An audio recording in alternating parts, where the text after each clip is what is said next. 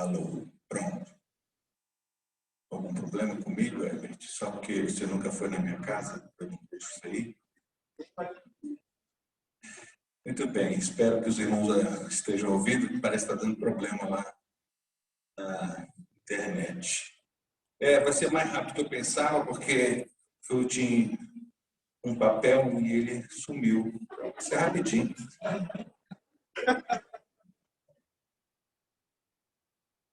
Alguém achou?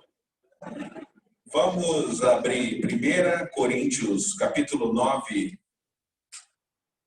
24 a 27. Eu vou ler aqui, para a gente ser mais rápido. Depois, irmãos, quiserem anotar, anotem somente as observações, não precisa anotar todos os detalhes, né? Porque eu posso passar depois os textos para a gente ser mais rápido aqui, né? Então, nós estamos aí terminando a Olimpíada, e aqui fala da Olimpíada, olha só. Nessa versão diz assim: vocês não sabem que numa corrida todos competem, mas apenas um ganha o prêmio? Portanto, corram para vencer. O atleta precisa ser disciplinado sob todos os aspectos. Nós, porém, o fazemos para ganhar um prêmio eterno. Por isso, não corro sem objetivo, nem luto como quem dá golpes no ar. Disciplino meu corpo como um atleta, treinando para fazer o que deve, de modo que, depois de ter pregado a outros, eu mesmo não seja desqualificado. É interessante nesses dias, né, vendo um pouquinho também dessas competições e a história de muitos, principalmente os brasileiros, que são mais dramáticas, as histórias dos atletas brasileiros. E aí eu vou para um próximo texto, que é 1 Coríntios 4,15. 1 Coríntios 4,15. Está falando Paulo a Timóteo e diz também de um negócio chamado empenho. E ele, dentre vários assuntos que ele colocou para o Timóteo, ele diz assim: medite estas coisas e dedique-se a elas, para que o seu progresso seja visto por todos.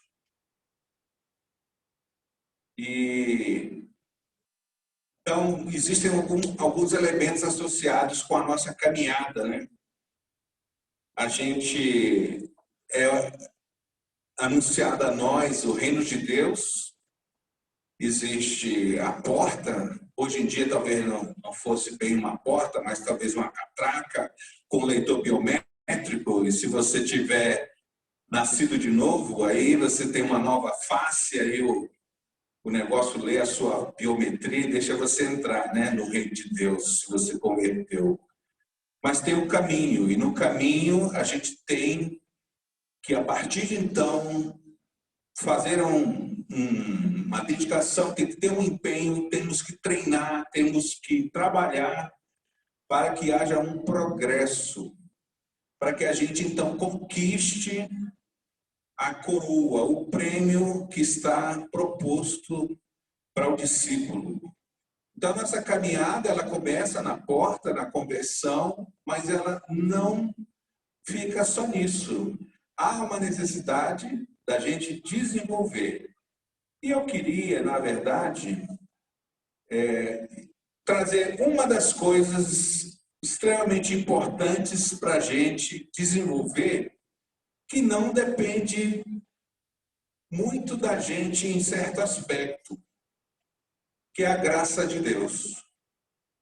Vamos ler 2 Pedro 3, versículos 17 e 18.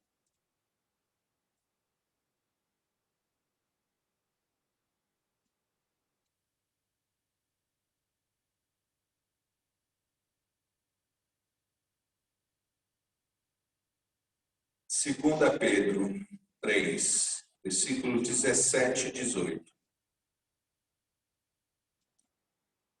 Na minha fala assim: portanto, vocês, meus amados, visto que já sabem disso, tenham cuidado para que não sejam arrastados pelo erro desses insubordinados e caiam da posição segura em que se encontram. Pelo contrário, cresçam na graça e no conhecimento do nosso Senhor e Salvador Jesus Cristo. A Ele a glória, tanto agora como no dia eterno. Então, tem alguns lugares que falam disso, de crescer. E aqui fala de crescer na graça e no conhecimento. Conhecimento fala de intimidade, não fala de inteligência. Mas graça é uma coisinha um pouquinho diferente. A graça é o favor de Deus, é a ação de Deus na nossa vida. E essa graça, ela vai agir juntamente com uma verdade. A verdade é a luz do Senhor, é a palavra de Jesus. É aquilo que vai sendo revelado a nós. A partir do momento que a gente, então, começou a caminhada, dia após dia, vai vindo luz sobre nós, vai vindo a verdade de Deus. Só que nós precisamos da graça de Deus para viver essa verdade. Eu queria ler também João 1,17.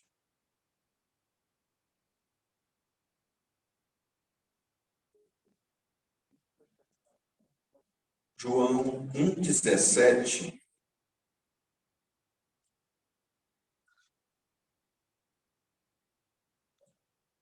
Também faz uma distinção que eu acho importante, uma diferença aqui que eu acho importante, né?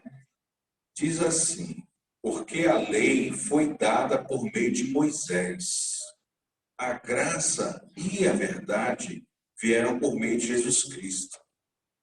Então, a verdade não, alô, a verdade não são os mandamentos, são muito mais do que isso, né? Porque senão estaríamos presos ali na questão da lei. Mas a verdade é a luz de Deus, é o coração de Deus.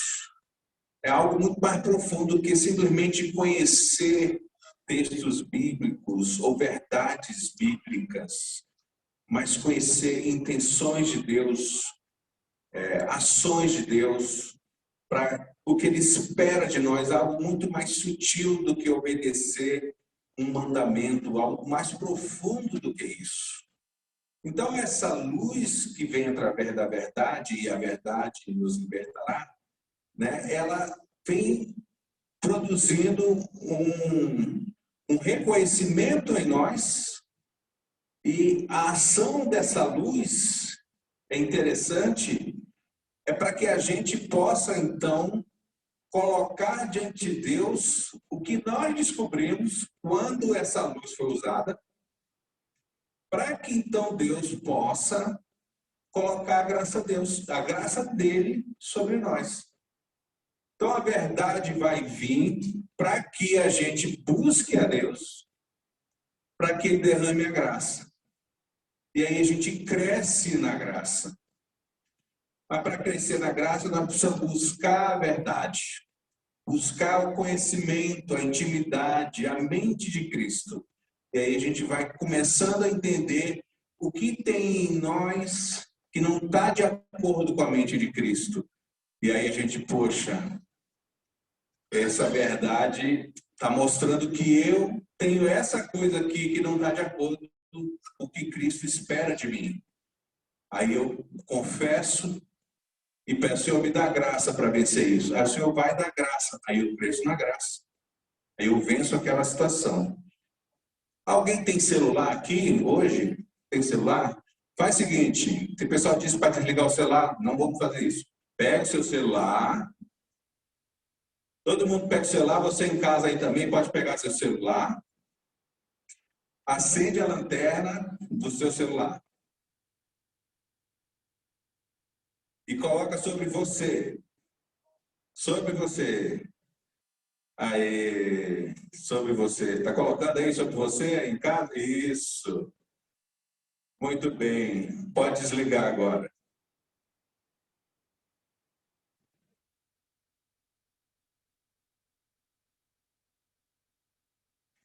É assim que a gente deve usar a verdade para iluminar o nosso coração. Porque normalmente a gente acostuma a iluminar o coração das outras pessoas.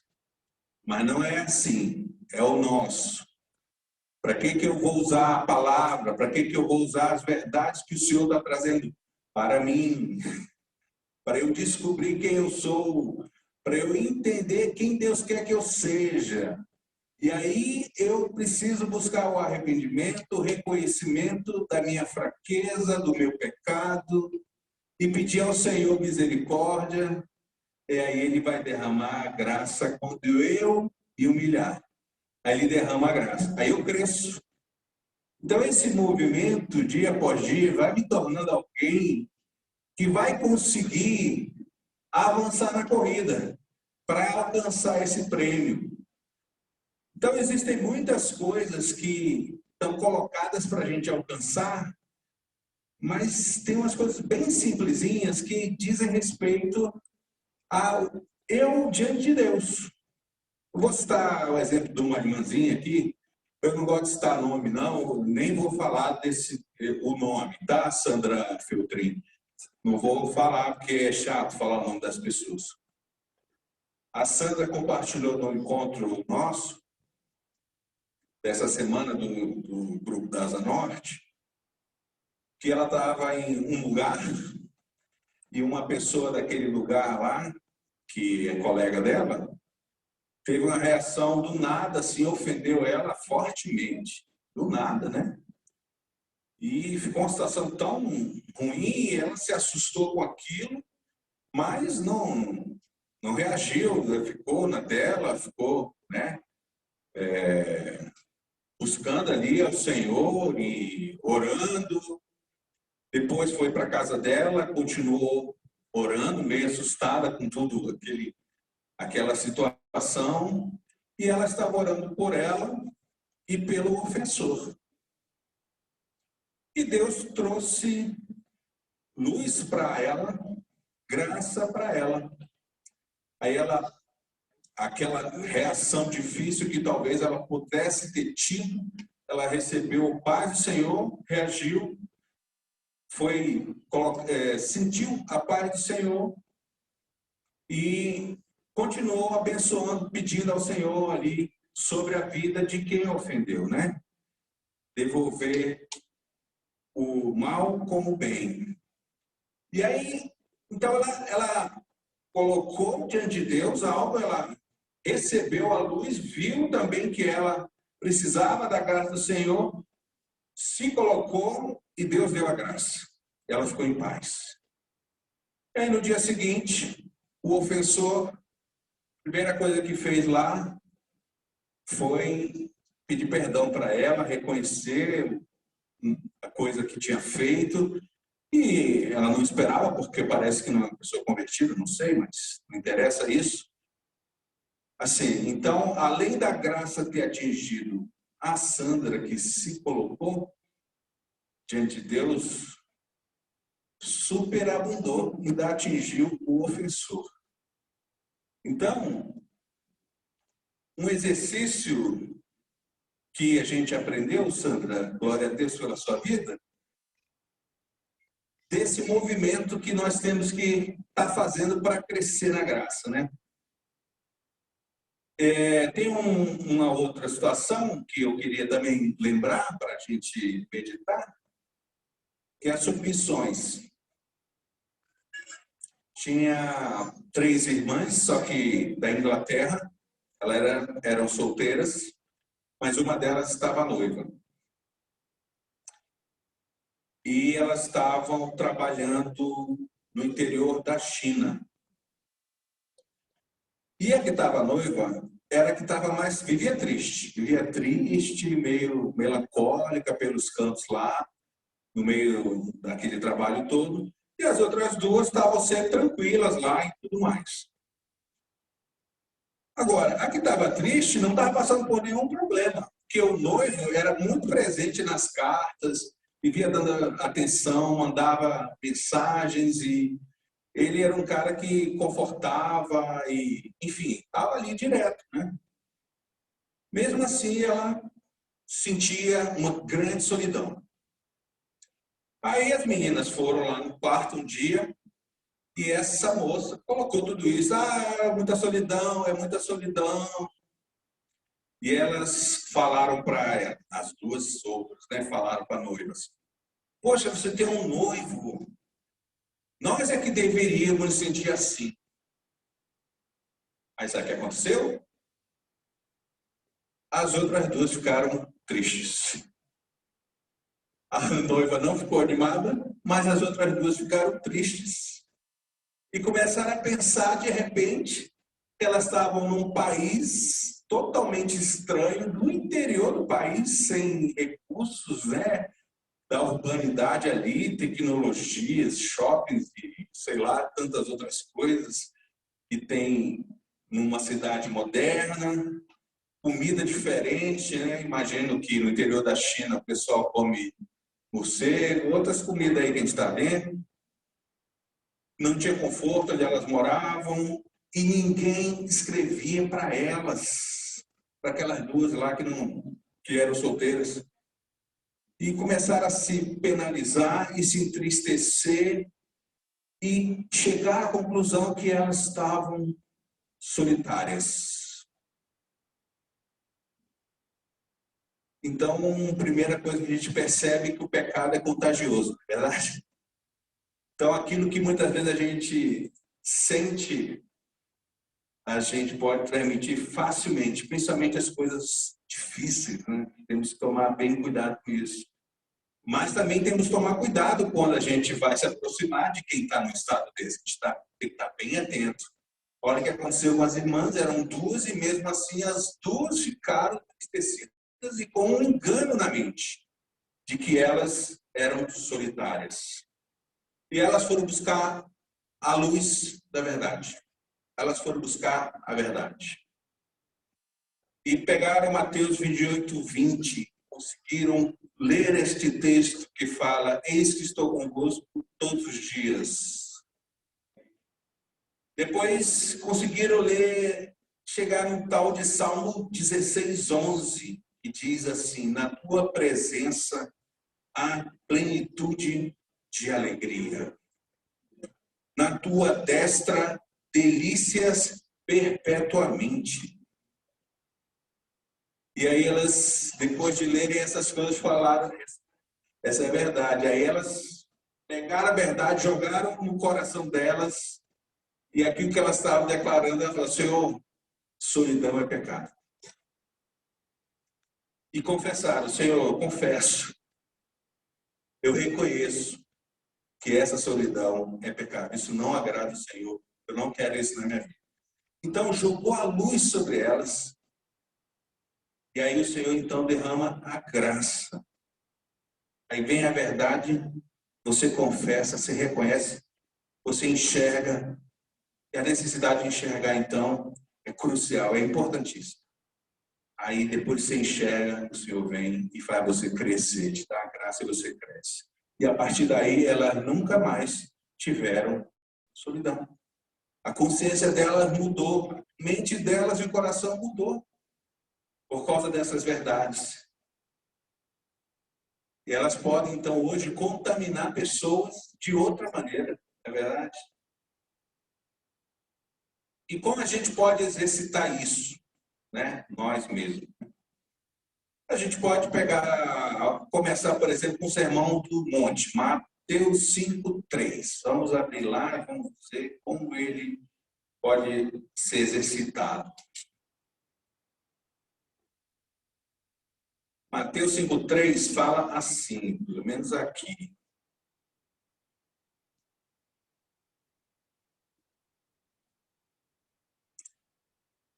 Bem-aventurados os pobres em espírito, ou pobres de espírito, porque deles é o reino dos céus. Mateus 5:3. Os pobres em espírito são os humildes. E, na verdade, o contrário disso é o orgulho, a vaidade, a arrogância, a autossuficiência. Essas coisas são, tudo isso é o contrário do pobre em espírito, que é uma das coisas que mais é notável, notória nas pessoas, né, do ser humano. Que isso é a imagem do que é a independência. Então, o orgulho, vamos usar esse orgulho para fazer o exercício de como podemos nos exercitar na verdade e na graça. Então, a gente pega o orgulho. Poxa, eu não sou orgulhoso, sou humilde. Então vamos fazer um exercício. Pega a luz, joga sobre você, vamos jogar e vamos ver se de fato temos sido humildes, se precisamos do Senhor de mais graça ou se somos orgulhosos. Então, por exemplo, algumas características do orgulhoso. O orgulhoso, ele despreza no seu coração, às vezes, os outros, até os irmãos. Tem uma visão muito crítica sobre os outros. Quando acontece, quando ele está relacionando, ele consegue enxergar com muita facilidade os defeitos, o que falta, e aquilo chama a atenção dele muito facilmente em relação às virtudes. Por exemplo, a pessoa tem 100 virtudes e 10 defeitos, ele enxerga os 10 defeitos imediatamente. Amanhã é dia dos pais, né? Segundo o comércio, e talvez muitos filhos, na hora de falar, cita 10 defeitos dos seus pais, vai ser rapidinho. Mas cita 10 qualidades, peraí, tem que pensar um pouquinho. Então, isso é uma coisa que tem no coração humano. A gente tem essas dificuldades, muitas vezes. O orgulhoso, ele costuma ser muito sábio na sua própria opinião. Então, quando a gente ouve a opinião de outra pessoa, costumamos desconfiar muito, assim, né? As coisas que são nossas, a gente valoriza mais, a gente dá mais atenção. Por exemplo, se alguém mexe com nossos filhos, o filho, todo mundo está brigando com o nosso filho. Poxa, meu filho é gente boa. O filho do outro, quem é o pai desse menino que não educa ele direito? É assim o coração, a gente é bem orgulhosozinho, costuma ser, né? Não sabe perder, é muito difícil a convivência com ele. Fala muito, escuta pouco. É inflexível, exagera, esconde seus defeitos. Então, quando a pessoa ela é frustrada, ela fica muito indignada, emburrada. Isso é orgulhoso. Quando alguém, de repente, fala mal de você, você fica irado. Isso também é orgulhoso. E aí, o que a gente faz, né? A gente pede, Senhor, me mostra, joga a luz no meu coração. Aí, quando eu enxergar isso, eu chego diante de Deus e falo, Senhor, eu sou isso. Eu sou orgulhoso. Eu sou autossuficiente. Eu sou vaidoso. Eu julgo as pessoas. Eu normalmente me aproximo das pessoas só para falar o que tem de errado nelas. Aí o Senhor, se você se arrepende, o Senhor vai e derrama graça. E aí você começa a ser útil. Você começa a ser bênção. Você começa a crescer na graça.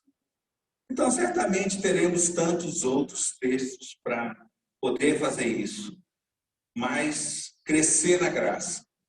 Esse desafio, né, que é para mim, que eu estou compartilhando com os irmãos, é um desafio que Deus colocou para a gente, para compartilhar nesse dia. É o que eu queria deixar aqui para vocês.